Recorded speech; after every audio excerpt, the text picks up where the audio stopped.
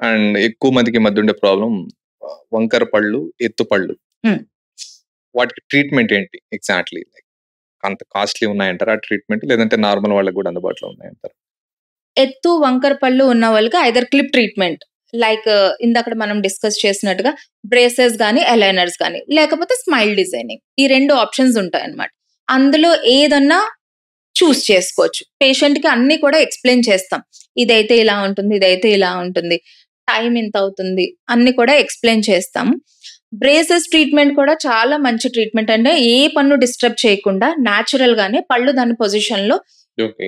Arrange చేయడం జరుగుతుంది braces aligners లో. స్మైల్ డిజైనింగ్ లో ఏంటంటే కొంచెం టూత్ కటింగ్ అవన్నీ చేస్తాం కాబట్టి మనం కొంచెం టూత్ ని డిస్టర్బ్ చేస్తున్నాం. 2 కూడా బెటర్ ఆప్షన్స్, బెస్ట్ ఆప్షన్స్.